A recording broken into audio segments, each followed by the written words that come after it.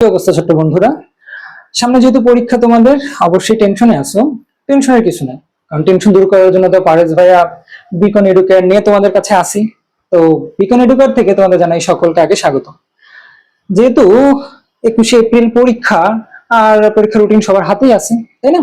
আর শেষ দিকে আগে যেহেতু আমাদের কি হয়, অন্য সাবজেক্ট গুলো লাইক বাংলা ইংলিশ এগুলো আগে হয়, আর গ্রুপ সাবজেক্ট গুলো শেষের দিকে হয়। অতএব এই মুহূর্তে অনেকেই তার ফাইনাল রিভিশনটা দিতেছে, তাই না? কিন্তু এই রিভিশনের মাঝখানে যদি ভাইয়া একটু শর্ট করে দেয় আর ভালো হয় না? যেহেতু সরকার প্রদত্ত যে সিলেবাসটা আছে, যদি এটা সংক্ষিপ্ত, তো ভাইয়া যদি আরেকটু সংক্ষিপ্ত করে দেয় তাহলে টেনশনটা আরেকটু কমে গেল। চলো আমরা শুরু করি। আমাদের সিলেবাসের মধ্যে খুবই খুবই খুবই ইম্পর্টেন্ট টপিক গুলো কি কি আছে। আমরা ফার্স্ট চ্যাপ্টারটা যদি দেখি কি আছে, থার্ড চ্যাপ্টার আছে। এবার কিন্তু কার কেমিস্ট্রিতে যেটা হচ্ছে মাওসি যেই সিলেবাসটা প্রণয়ন করছে, সেই সিলেবাসটা কিন্তু কি আমাদের প্রথম থেকে দেয়নি, কমানো কমানো কমানো আছে। যেহেতু তোমরা একটু শর্ট সিলেবাসে টাইম কম পাইছো, 1 বছরের মতো সময়, তাহলে সেই ক্ষেত্রে সেই অনুসারে প্রথমেই থার্ড চ্যাপ্টারটা আছে। আমরা জানি থার্ড চ্যাপ্টারের মধ্যে কি কি আছে। থার্ড চ্যাপ্টারের মধ্যে আছে কি পদার্থের গাঠনিক ধর্ম, যেটা বলা হয় গঠন আর কি, গাঠনিক ধর্ম না, মানে পদার্থের গঠন। সেইখানে আমরা দেখি কি যে সবচেয়ে ইম্পর্টেন্ট টপিকটা হচ্ছে রাদারফোর্ডের মডেল, বোর মডেল, সেখানে থাকা সিদ্ধান্তের সীমাবদ্ধতা, তাই না? এরপরে যদি আরেকটু বলি, সেই ক্ষেত্রে আমাদের আছে কি, আমাদের আছে ইলেকট্রনের ব্যতিক্রম নিয়মটা, তাই না? ইলেকট্রনের ব্যতিক্রম নিয়মটা খুবই আসে অনেক সময়। আমরা যখন আগে ফুল সিলেবাসটা ছিল না, তখন হচ্ছে থার্ড চ্যাপ্টারের সাথে ফোর্থ চ্যাপ্টারটাকে মিলা দিত। যেহেতু এই বছর তোমার কোশ্চেন প্যাটার্নটা অন্যরকম, লাইক 7টা সৃজনশীলের মধ্যে তুমি 4টা সৃজনশীল দিবা, তার উপরে 7টা রচনামূলকের মধ্যে তুমি দিবা কয়টা, 5টা। তাহলে সেক্ষেত্রে একটু ধরন চেঞ্জ আছে, তোমার কাছে টপিকও এবং চ্যাপ্টারও কি একটু কম আছে, তাহলে সেই ক্ষেত্রে কোশ্চেন প্যাটার্নটা একটু ভিন্ন হবে, কেমন? আর অবশ্যই মাথায় রাখতে হবে, এবার কি সরকার যেহেতু বলছে আমাদের কি করতে হবে, ভিন্ন কোশ্চেনে পরীক্ষা হবে, তাহলে সেই ক্ষেত্রে একটু নিজেদের থিঙ্কিং এবং প্ল্যানিং অন্যভাবে নিতে হবে। তাহলে চলো আমরা যেটা শুনতেছিলাম যে থার্ড চ্যাপ্টারের মধ্যে আমাদের ইম্পর্টেন্ট কি বললাম, ফার্স্টে বললাম রাদারফোর্ড মডেলের কথা, তারপরে বললাম বোর পরমাণু মডেলের কথা, সেখানে সীমাবদ্ধতা প্লাস স্বীকৃতি মানে যা যা আছে মডেল সংক্রান্ত।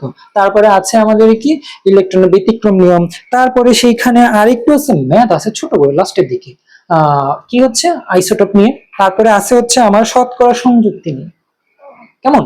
এরপরে আইসোটোপের ব্যবহার। হ্যাঁ, এই কয়টা টপিক যদি তুমি এখান থেকে পড়ে যাও, 100 সৃজনশীল কিচ্ছু মিস যাবে না। ঠিক আছে, এবার চলো তারপরে কি আছে, আমার ফোর্থ চ্যাপ্টারটা আছে, তাই না? ফোর্থ চ্যাপ্টারের নাম কি? ফোর্থ চ্যাপ্টারের নাম হচ্ছে পর্যায় সারণী।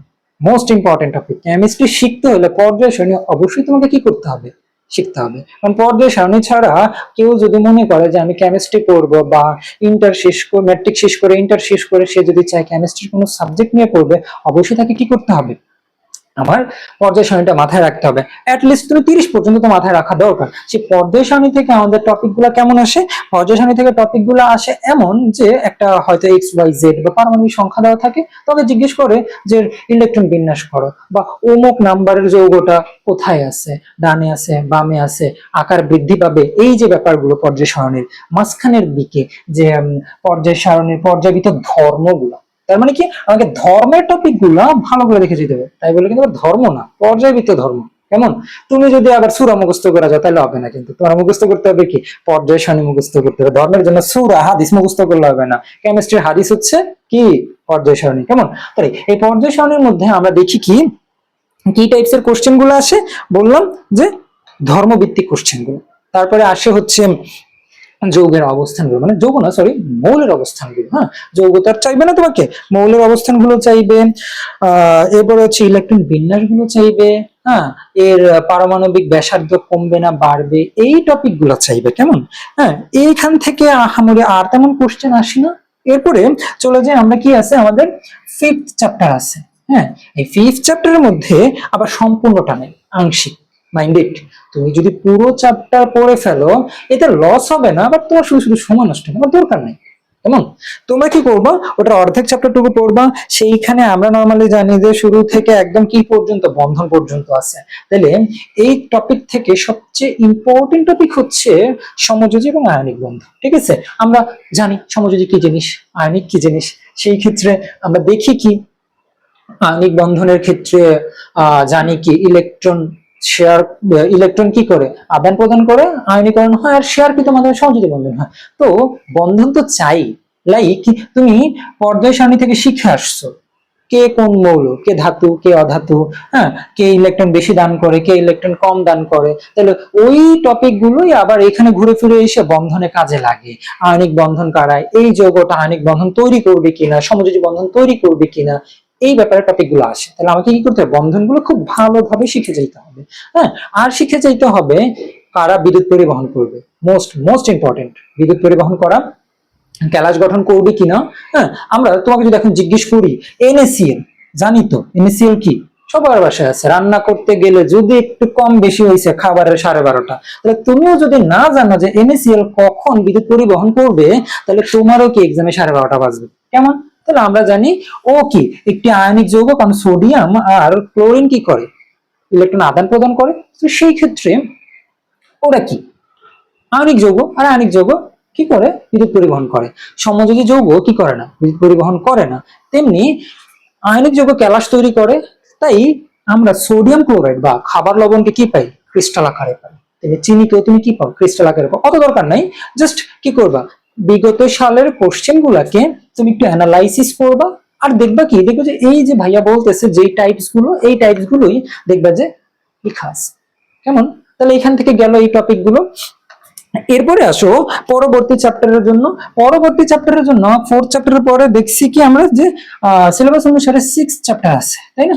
6 চ্যাপ্টার, 6 এ কি আছে, 6 মোস্ট ইম্পর্টেন্ট। এখান থেকে যদি টিচার মনে করে আমি কোনো জায়গা থেকে কোশ্চেন করব না, কেমিস্ট্রির এই একটা চ্যাপ্টার যেখান থেকে কিনা অলওয়েজ প্রতি বছর একটা কোশ্চেন থাকে। কি টাইপসের কোশ্চেন থাকে এইখানেও, আমার কি আমরা দেখি যে অনেক ধরনের ম্যাথ আছে। তোমরা এই যে পরীক্ষার পরে কলেজে উঠবা, সেখানেও গিয়ে দেখবে কি কেমিস্ট্রিতে ম্যাথের বাহার, কি বাহার। কেমন? তাহলে এইখানে আমরা দেখি কি সমতাকরণ আছে, যদিও ওটা আমার ইম্পর্টেন্ট না। আমার দরকার হচ্ছে মেইনলি আণবিক সংকেত বের করা। আবার আমার দরকার হচ্ছে লিমিটিং বিক্রিয়া, হ্যাঁ, আর ঘনমাত্রা বের করা। ওই যে আমরা একটা সূত্র আছে না, W is equal to SmV/1000, এরকম টাইপসের সূত্র আছে। হ্যাঁ, এদিকে কি করে থাকি আমরা, ঘনমাত্রা বের করে থাকি। তাহলে এইখান থেকে কি ঘনমাত্রার অঙ্কগুলো, ঠিক আছে, ঘনমাত্রার অঙ্কগুলো। এখান থেকে আরো কি কি আসে বলছি, শতকরা সংযুক্তি গুলো, যৌগের আণবিক সংকেত গুলো, হ্যাঁ, তারপরে আমার শতকরা পরিমাপ গুলো। তাহলে এখানে যত, যারা মনে করো যে না একটু ম্যাথে ভালো আছো, যে মনে করো যে না আমি কেমিস্ট্রির ম্যাথ গুলো খুব ভালো বুঝি, তাদের জন্য এই টপিক গুলো করা সিকিউর জন্য। আর যদি মনে করো যে না ভাই আমার এত প্যারা নিতে ভালো লাগে না, আমি বায়োলজি ভালো বুঝি, মুখস্থ ভালো বুঝি, তাহলে সেই ক্ষেত্রে দরকার নেই, এটা স্কিপ করো। এখানে স্কিপ করলে তোমার দিতে হবে কটা কোশ্চেন, 4টা। তুমি অলরেডি 1 2 3 আর একটা হলেই তো হয়, কি দরকার আছে, মাথা খাটাও, কম সময়ে বেশি টপিক মনে রাখো। এবার আসো আমার ফেভারিট একটা চ্যাপ্টার, সেটা হচ্ছে কি 7। 7 এর মধ্যে সবচেয়ে ইম্পর্টেন্ট টপিক লাস্টের দিকে, যেটা আমরা পেকি লা শাতেলিয়ার নীতি।